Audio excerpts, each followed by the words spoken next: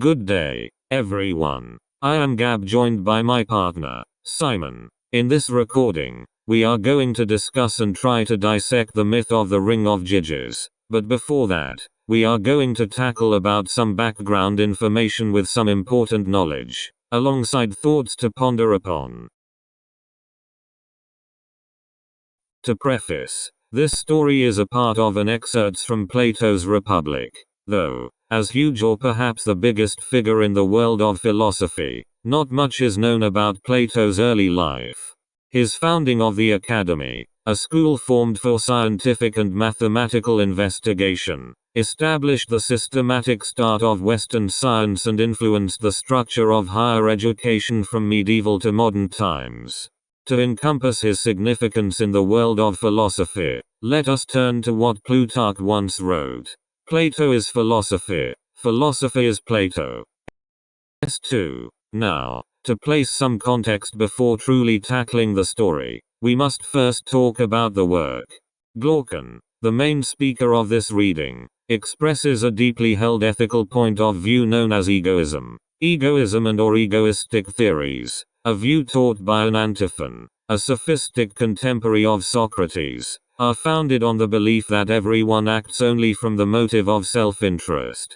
An example of this is when people help people on the basis of what the helpers might get in return from those helped or others like them. Though, egoism neither represents Plato's nor Socrates' philosophy. Egoism is only presented by Glaucon as a stalking horse, a false pretense, for the development of a more thoroughly developed ethical theory. Socrates held that everyone attempts to act from the motive of self-interest, which is different from the view elaborated by Glaucon, as Glaucon is unaware of formative effects on the soul caused by actions for short-term pleasure.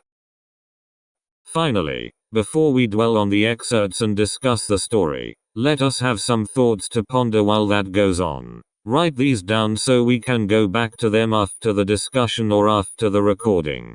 First, according to Glaucon's brief, why do most persons act justly? Explain whether you think Glaucon's explanation is psychologically correct. Second, if a person could be certain not only that an action resulting in personal benefit would not be discovered but also that if this action were discovered, no punishing consequences would follow, then would there be any reason for that person to act morally? Third, is it true that sometimes our self-interest is served by not acting in our self-interest? Let us take inspiration from what Fyodor Dostoevsky wrote. Advantage. What is advantage? And will you take it upon yourself to define with perfect accuracy in what the advantage of a man consists? And what if it so happens that a man's advantage, sometimes, not only may, but even must, consist in his desiring in certain cases what is harmful to himself and not advantageous? Fourth, quite often people are pleased when they can help others. Analyze whether this fact is sufficient to prove that the motive for helping others is ultimately one of pleasure or of self-interest. And lastly, according to Glaucon, how does the practice of justice arise? On the view he expresses, would there be any reason prior to living in a society to do the right thing? Does the practice of ethics only make sense in the context of living in a society? Now unto the reading selection. What is the nature and origin of justice? To do injustice is, by nature, good. To suffer injustice, evil, but that the evil is greater than the good. And, to experience both, to do and suffer injustice, and not be able to avoid nor obtain the other, comes the need for people to agree between themselves to have neither, which in turn creates laws and mutual covenants, upheld by such to deem an action lawful and just. This description is what they deem the origin and nature of justice, the middle point between doing injustice and not being punished and suffering injustice without the power of retaliation, not good but as lesser evil. But, no man worth calling a man would agree to laws and conformance if able to resist. Now, those who practice justice do it involuntarily as they do not have the power to be unjust. This is best explained by imagining a situation where we test the opposite extremes with the same power. In this situation, We will encourage individuals to explore their inner desire for either justice or injustice and observe where these desires may ultimately lead them, by giving them 2 Gyges rings. This is to know the act of the just and unjust man, and if they go along the same road in following their interest, and that only be diverted into the path of justice by the force of law. This situation is only possible through the power said to be possessed by Gyges, the ancestor of Croesus the Lydian. This time, let us get to the most exciting part of the discussion, the telling of the story of the myth of the Ring of Gyges. In the city of Lydia, Gyges worked under the king, as a shepherd. During an ordinary day in his ordinary shepherding life, there was a storm accompanied by an earthquake, causing the earth to open. Bewildered yet amazed, he descended. There, a hollow brazen bull, among others, took his attention. It had doors, and within, he saw a body that he thought was more than human, though dead. But it had a golden ring, and this he took from its finger. Then, when the shepherds met and conversed so that they might send their report regarding their flocks to the king, he came wearing the ring. As the meet progressed and he was among them, he fidgeted the ring and chanced on turning the collet, part of the ring which holds the stone, inward. In an instant, he can no longer be seen, as if he was invisible. And they spoke of him as if he wasn't there. Flabbergasted, he turned the collet of the ring outwards, in which he became visible once more. He repeated this process of turning the collet inwards and outwards with the same result. As the meet went on, and messengers were chosen to be sent to court, Gyges conspired to be one of them, wherein he instantly seduced the queen, and conspired with her against the king, slaying him to take over the kingdom. End of story.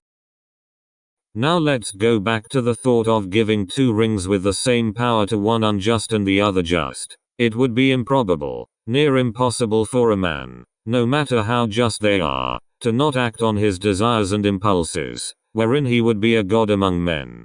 That given time and circumstance, the 2 would fall on the same path, with the same actions, and act as if one. That, as was said in the excerpts, justice is not nature, but of necessity. This means that we only follow the law as we deem it safe and right, but when given the opportunity to be unjust and be safe, we would be unjust, as it would profit our desires best. Now, let us imagine someone, in an imaginary world, that given this power, he still refuses to act unjustly. Would he not be ridiculed in the face of others? That with all the power, the ability to be unjust without repercussions, that he remain just and noble, he would be a half-wit, wouldn't he? Here, to truly find out and to truly judge the nature of humanity in terms of justice and injustice, there must be isolation. We must allow an unjust man to be himself and be entirely unjust, and a just man to be himself and be entirely just. They must experience the opposite extreme but be compensated as they usually would.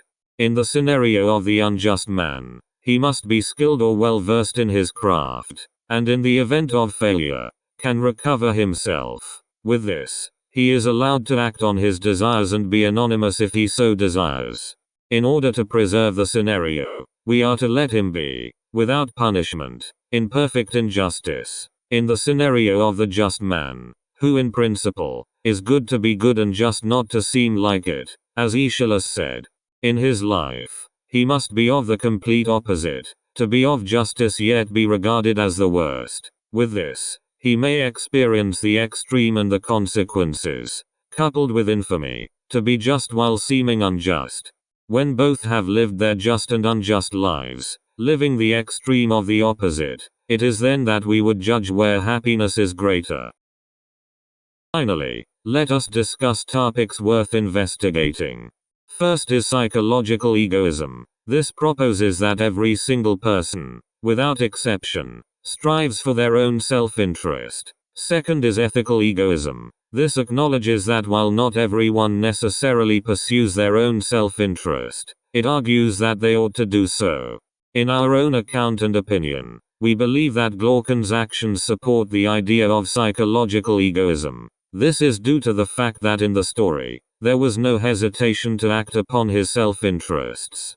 Perhaps, if there was another character in the story with the same power, similar to the perceived situation, it could have implied ethical egoism. But this goes to show that, for us, psychological egoism implies ethical egoism due to its undeniable interconnection, and the possibility of one to exist if the other does.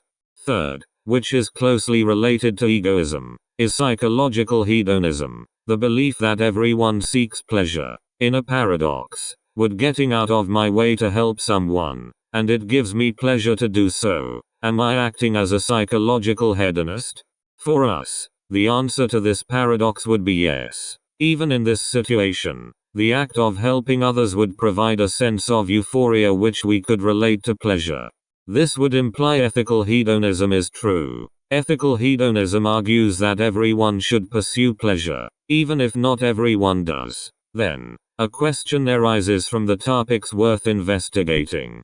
This is in conformity with related studies or ideas to the ring of Gyges. Is Glaucon assuming a real state of nature before covenants form, or is his explanation solely a logical rationale for mutual agreements? For us, it is both, as these choices are closely related to each other or if not, one of the same, not taking into account the patents of humanity, sentience and intelligence. We are but animals acting upon our desires and self-interests to achieve pleasure, thus confirming the state of nature before covenants were formed. Now, bring back these patents. Laws are but mutual agreements to deplete pandemonium. And, in Glaucon's description of justice and or law, similar. Last, also questions. If human beings have a biological nature just as other living things have a nature, then what arguments can you propose that the nature of human beings is primarily social rather than individual? As Aristotle wrote, a man living outside of society is either a man or a beast. In the language of Richard Dawkins, are our genes selfish? Do human genetic factors favor cooperation among the species?